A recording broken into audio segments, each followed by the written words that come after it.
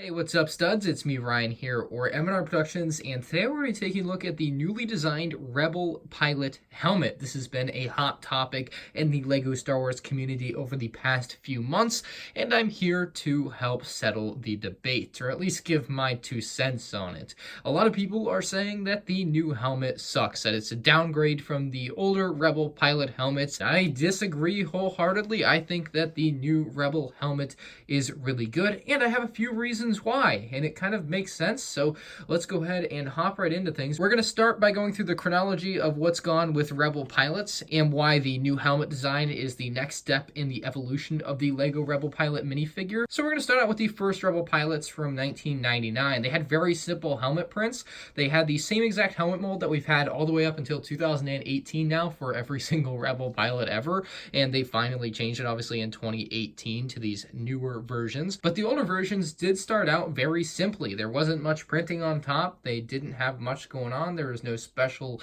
extra lines on them. Just very straightforward, as simple as can be, nothing crazy about it, Rebel helmets. And that went for the rest of the Rebel Pilot as well. As the years went on, LEGO started to up the ante with the Rebel Pilot. They increased the detail to the torso. They increased the detail on the helmet, which was actually really, really cool to see. And they added in some new prints, including one really cool one in a Rebel Battle Pack back in 2010. Then they started even doing leg printing on the Rebel Pilots, and you can start to see where these Rebel Pilots start to actually look really, really good as compared to like a 2006 Luke Skywalker, which just looks like complete trash by today's standards. So the differences are huge. LEGO also introduced this great idea to print on the visor onto the heads of the Rebel Pilots. So you could actually make it look like they had their visor on while they had their helmet on, which was really cool. You would also get a double-sided face, so you could actually flip it around and make it look like he's not wearing his visor. Maybe he's more in a relaxed situation where he doesn't need his orange visor on. So I really liked that, and it was a lot of fun for a little while, and then it kind of got old. The print did start out very simply as just kind of an orange highlight over it, and then they actually added some more depth to it. You can kind of see the evolution of that here. So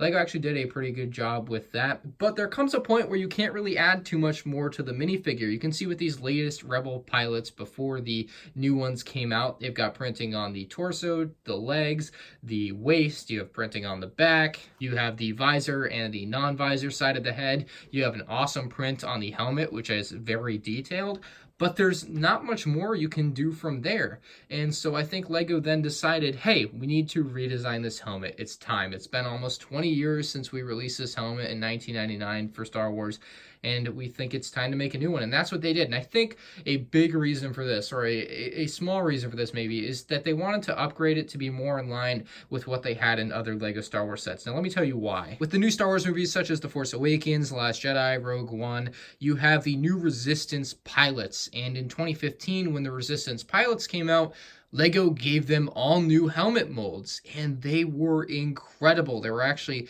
a couple different helmet molds, and there were tons of different crazy prints on these figures as well that LEGO was able to throw on there that looked really, really cool. They also had one of the coolest things, I thought, was the built-in visor in the helmet, which is just awesome. So if you take the helmet off, the visor is actually a transparent piece built in and around the inside of the helmet, which is just incredible. It's something I never would have thought LEGO would have done. I never even considered that being possible, and then eventually in 2015 LEGO's just like, hey, we made this, it's really cool, and here it is in a set. And so that was really awesome, and the pilots themselves were very well detailed as Resistance pilots. But overall, the main difference between the Resistance pilots and the Rebel pilots is that the Resistance pilots now had custom molded helmets with visors built into them. So I think around 2015 LEGO might have said, hey, we should probably start working on a new design for a Rebel helmet, or try to find a way to incorporate the visor. And I think that LEGO tried to incorporate the visor into the older helmet, and they couldn't do it. I think it wasn't possible. I think the older helmet design obviously wasn't designed to fit a visor. I don't think it was possible. So they went and designed a completely new helmet. The new helmet had to be larger to house the visor piece in there, and I think it actually works really well.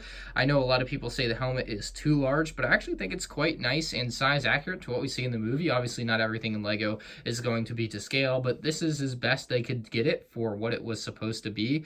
It actually has quite a bit more detail, or at least room for detail. I think in the future we'll see even more printing on these things, and I can't wait to see more designs than what we just got in the 2018 summer X-Wing. I think 2019 should be a year where we might see some more Rebel helmet designs like this, but for now we just have the two here. They updated the torso print, the waist print, and the leg print, and then they went and redesigned the helmet as well.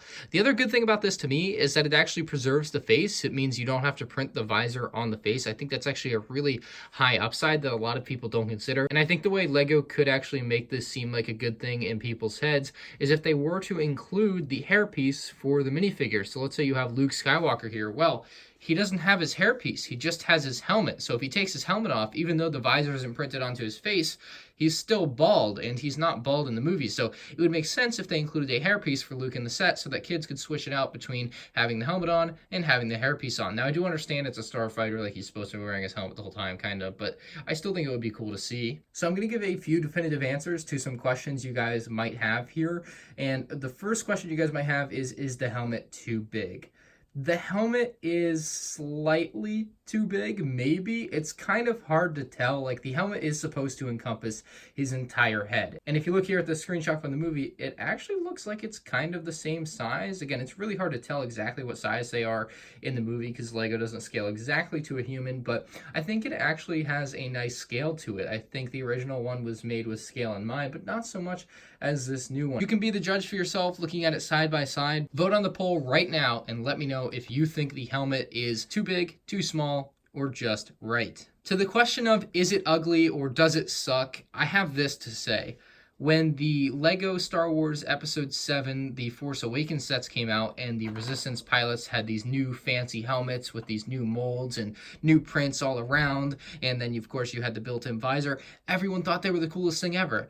So my question is, why is it now that the Rebel pilot helmet has come out with a new mold, new design, has new prints all around it, and has the visor built in, why does it all of a sudden suck? Is it because people think it's too big?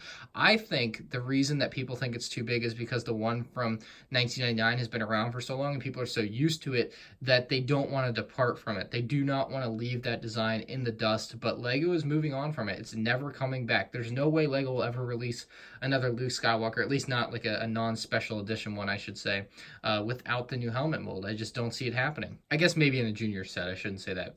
They'd probably cheap out in there. But other than that, a regular LEGO Star Wars set, you're going to find the newer helmet designs. I honestly don't know why so many people were upset by this. I found these designs to be really cool. I was so happy that LEGO finally redesigned something that was almost 2 decades old for LEGO Star Wars. Like, I don't know why more people weren't excited by this change, but I guess some people don't like change, and I understand that. Like, that makes sense to me. It's fine. I kind of feel the same way, but I am happy that they wanted to move on and try something new. That's how you have to do things if you want to innovate as a company, and LEGO tried to innovate with their new Rebel helmet design. They tried to move the way of the Resistance, and I think it actually worked out really well. I can't wait to see what LEGO does with this helmet in the future with more designs from other Rebel pilots. I think it definitely has a lot of potential to continue to improve as LEGO works on where they can get prints on and how detailed they can do the prints on these helmets, although they may have already peaked on that. Like, the detailing of the prints is incredible now, but we'll have to wait and see on that one. Hopefully we'll see some more of these designs in 2019. There's no way to really know for sure yet what we're going to have, but we should know very soon. Anyway, guys, let me know on the poll right now, does it suck? The new Rebel pilot helmet for 2018, does it suck? Vote on the poll, yes or no. My vote is no. I think it's a great change. I think LEGO needed to change it, and I'm glad that they did it. Here's to 20 more years of this new design. And if you don't like the design, you're going to have to get used to it because it's not going anywhere. I'm sorry to say that. That's just going to be the way it is for probably a long time. LEGO probably spent a lot of money working on this helmet, not going to lie. Here near the end of the video, I do have a question for all of you to mull over and possibly answer down in the comments section below.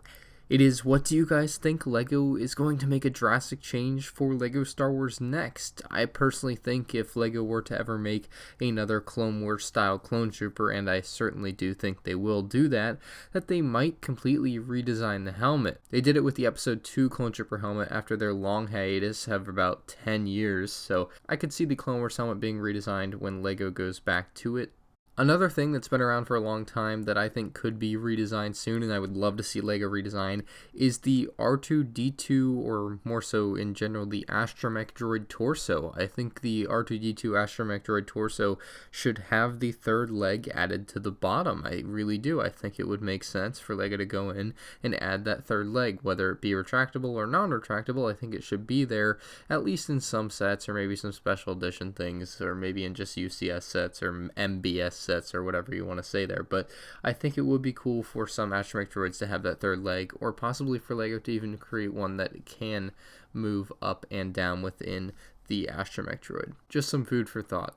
Anyway, guys, that's all I have for this video on why LEGO changed the Rebel pilot helmet after 20 years and whether it sucks or not. Let me know what you think in the comment section down below. Leave a like on the video if you enjoyed or learned anything new. Thank you all for watching. I'll see you in the next one. Peace out.